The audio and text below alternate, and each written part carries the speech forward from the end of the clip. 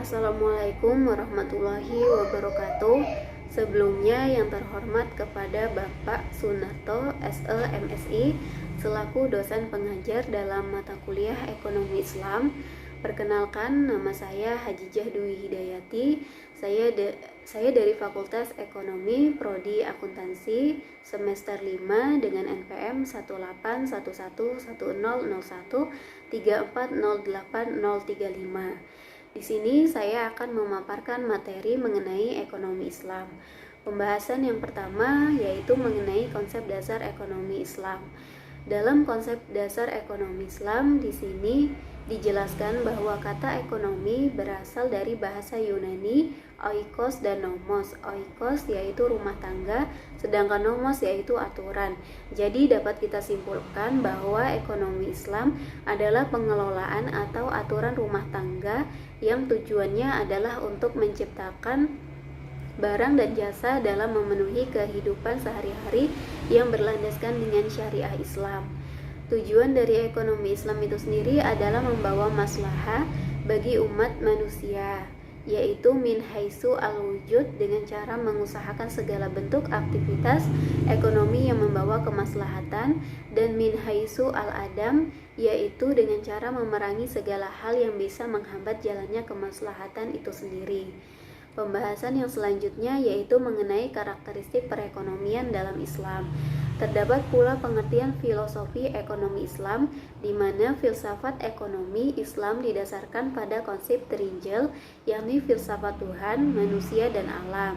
Kunci filsafat ekonomi Islam terletak pada manusia dengan Tuhan, alam, dan manusia lainnya. Pembahasan yang selanjutnya adalah mengenai sejarah pemikiran ekonomi Islam.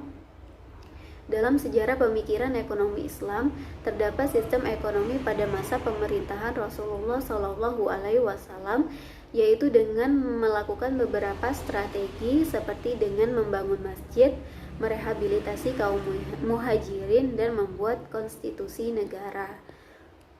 Pembahasan yang selanjutnya yaitu mengenai perilaku ekonomi dalam Islam atau yang disebut dengan konsumsi. Dalam perilaku ekonomi dalam Islam dijelaskan bahwa konsumsi dalam ekonomi Islam adalah memenuhi kebutuhan baik jasmani maupun rohani sehingga mampu memaksimalkan fungsi kemanusiaannya sebagai hamba Allah Subhanahu wa taala untuk mendapatkan kesejahteraan atau kebahagiaan di dunia maupun di akhirat. Pembahasan yang kelima yaitu mengenai perilaku ekonomi dalam Islam atau yang disebut dengan produksi. Dalam perilaku ekonomi Islam atau produksi terdapat beberapa pengertian menurut para ahli, yang salah satunya adalah menurut Siddiqi, yaitu di mana kegiatan produksi sebagai penyediaan barang dan jasa dan dengan memperhatikan nilai keadilan dan kebajikan, kemanfaatan, kemaslahatan bagi suatu masyarakat. Pembahasan selanjutnya yaitu mengenai kebijakan moneter dalam ekonomi Islam, di mana kebijakan moneter dalam ekonomi Islam merupakan kebijakan pemerintah untuk memperbaiki keadaan perekonomian melalui pengaturan jumlah uang yang beredar. Terdapat pula tujuan dari sistem moneter di Indonesia, yaitu di mana Bank Indonesia memiliki tujuan untuk mencapai dan memelihara kestabilan nilai rupiah. Hal yang dimaksud dengan kestabilan nilai rupiah antara lain adalah dengan kestabilan terhadap harga-harga barang dan jasa yang tercermin pada inflasi. Pembahasan yang selanjutnya yaitu mengenai lembaga keuangan Islam atau bank syariah, di mana lembaga keuangan syariah merupakan sebuah lembaga keuangan yang prinsip operasinya berdasarkan pada prinsip-prinsip syariah Islamiyah. Terdapat pula tujuan utama dari mendirikan lembaga keuangan dalam Islam, yang salah satunya adalah menunaikan perintah Allah dalam bidang ekonomi dan muamalah serta membebaskan masyarakat Islam dari kegiatan yang dilarang oleh agama Islam itu sendiri. Pembahasan yang selanjutnya adalah mengenai Baitul Mal wat Tamwil, di mana Baitul Mal berasal dari bahasa Arab bait yang berarti rumah dan al-mal yang berarti harta.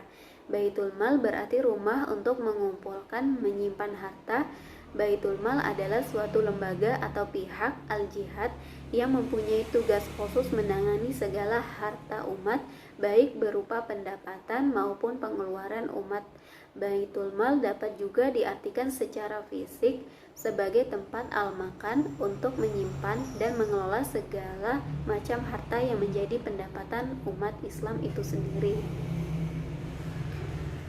Pembahasan yang selanjutnya adalah mengenai lembaga keuangan Islam atau takaful asuransi syariah, di mana dari segi bahasa takaful berasal dari kata kafalah, memiliki arti yaitu mendukung, memberi makan, saling membantu, menolong, menjamin, menanggung satu sama lain. Sedangkan dari segi istilah adalah takaful, yaitu perjanjian antara anggota kelompok peserta yang bersetuju untuk bekerja sama menjamin, menanggung di antara mereka dalam menghadapi kerugian atau bencana yang mungkin dapat menimpa salah seorang dari mereka. Terdapat salah satu prinsip dari takaful, yaitu saling bekerja sama, tolong-menolong, di mana peserta rancangan asuransi bersetuju untuk bekerja sama dan bantu-membantu antara satu dengan yang lain.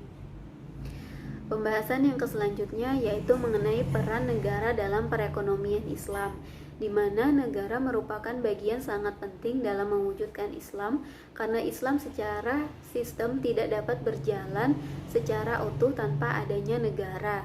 Tujuan hakiki dari negara dalam Islam adalah memberikan maslahah kepada masyarakatnya yang mengantarkan manusia kepada kemakmuran.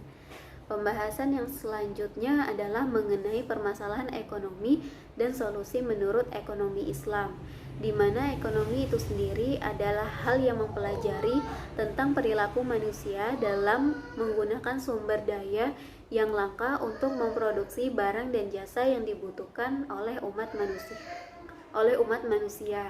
Sedangkan Islam agama Allah yang mengatur kehidupan manusia, baik kehidupan di dunia maupun kehidupan di akhirat. Dengan demikian dapat kita simpulkan bahwa ekonomi Islam merupakan sistem yang mengaplikasikan prinsip ekonomi yang sesuai dengan ajaran Islam berdasar pada Al-Quran dan hadis, yang tujuannya adalah untuk menciptakan barang dan jasa guna untuk memenuhi kebutuhan hidup manusia di dunia maupun di akhirat. Demikian mungkin itu saja yang dapat saya sampaikan dalam pemaparan materi ekonomi Islam. Jika mungkin terdapat kekurangan ataupun kekeliruan dalam pemaparan materi yang saya sampaikan, mohon untuk dapat dimaklumi. Kurang dan lebihnya saya ucapkan terima kasih. Assalamualaikum warahmatullahi wabarakatuh.